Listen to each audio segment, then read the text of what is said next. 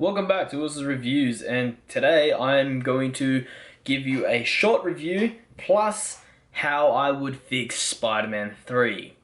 Now, I know you guys probably might like Spider-Man 3 and you're like, oh, it's a fine film, I like it. You don't have to take this all personally, but I can see a lot of inconsistencies and flaws with Spider-Man 3, and I didn't enjoy the film as much as I could have enjoyed. I wanted this third film to get a little bit criticized. So for the film overall, if you aren't interested in listening to this review, I didn't mind the movie at times. There were good parts to it, there were great parts to it, but a lot of it is too complex. It's just the muddled up plot. Too many key characters get wasted and just wrecked, and a lot of the opportunity they had to make a great villain, they mixed it up too much, and there were too many villains for one movie. And this film is just a 5 out of 10 in my opinion. It's an average film. It's not that great. Now, how would I fix Spider-Man 3? First of all, I am a bit of a Spider-Man fan. I do know a little bit about the lore and whatever. The comics I haven't read as much, but I have studied Spider-Man 3 a lot, and I've studied Spider-Man a fair bit. And I'm also a big fan of Venom, the villain in Spider-Man. So, how would I fix Spider-Man 3? First of all, let's gut the whole film out. Let's still keep the free film just there, but let's just keep Peter Parker as Tobey Maguire, Mary Jane as Kirsten Dunst, and let's make James Franco, the Green Goblin, the main villain. Let's have him be an inexperienced goblin. Let's have him try and fight Peter. And Peter is able to disarm Harry very easily, and then he's like, just go home, Harry, like, I don't want to fight you, and walks away. But then later on, have Harry go to all this extensive training to become the Green Goblin, to become like he's ready to assassinate Peter. He trains in all these different simulations, and then he becomes more powerful as the Green Goblin. So then, what you do then is have him fight Peter, have him injure Peter at one point, get really hurt, and have Peter like not near death, but really injured and really badly wounded, and then have the symbiote, which you tease earlier in the film, come to Peter and heal him. Now this symbiote would heal him. It would make him feel better, and it would take over his suit.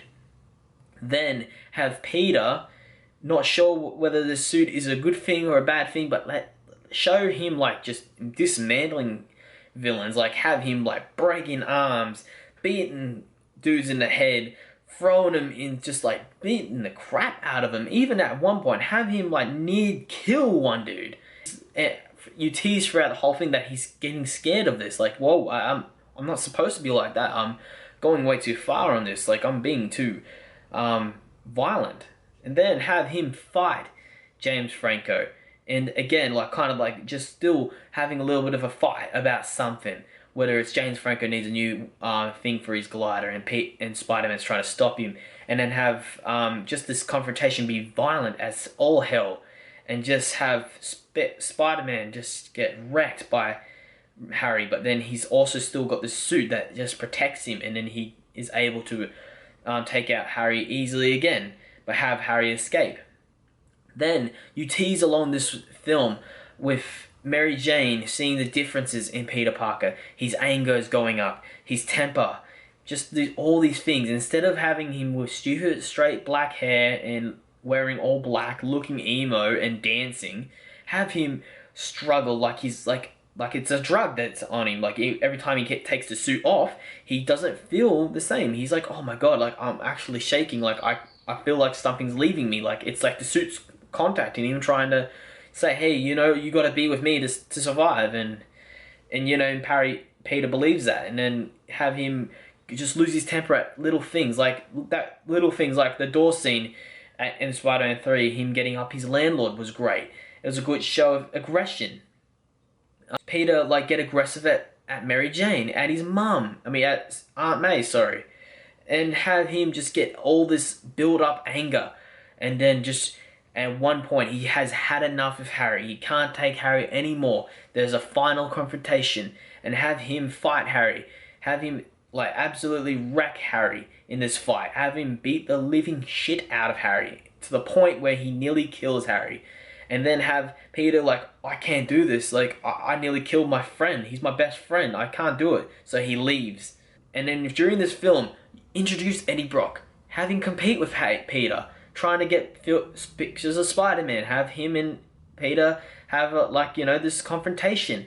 Like Peter gets absolutely annoyed with Eddie whenever he's around Mary Jane, can have him flirting with Mary Jane and have Peter like lose his temper at that a lot.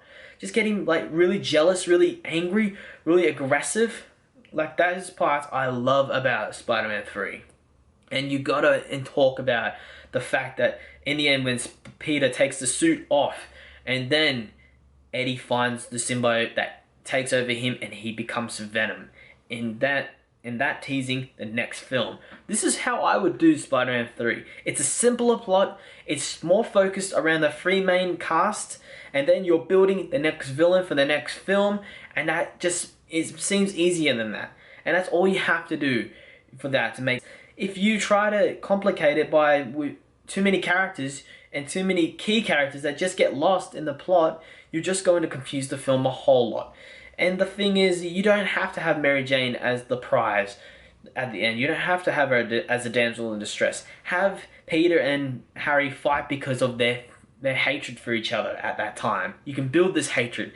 You can feel like that Peter doesn't want to hate Harry and he understands why Harry's angry, but this black suit is corrupting Peter to a point that he wants to fight Harry to a point where he can want to kill him.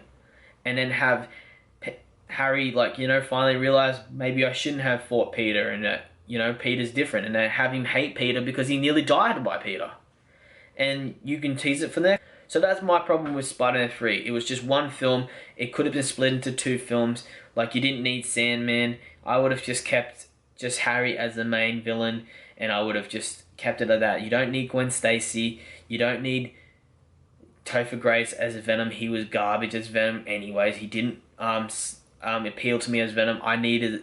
For me, I wanted a bigger, musclier dude. Eddie Brock seems like a big, muscly dude in the comics. Why not make him a big, muscly dude? He's not a scrawny little guy. He's a big, muscly dude.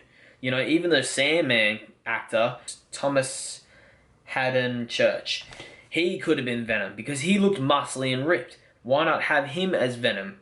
But then again, you know, the studio and Sony had their hands in this, and unfortunately it is a film that is today now just a big disappointment. Anyway, thank you again for tuning in to Wilson's Reviews. I hope you enjoyed this review. Please hit a like on it if you enjoyed this video. If you want to see more content from me, subscribe to my channel. If you have ideas for future film reviews, hit it down in the comment section below or message me on Facebook. I will be more than happy to do your requests. Thank you again, guys, for tuning in. I hope to see you soon. Thanks, guys. Bye.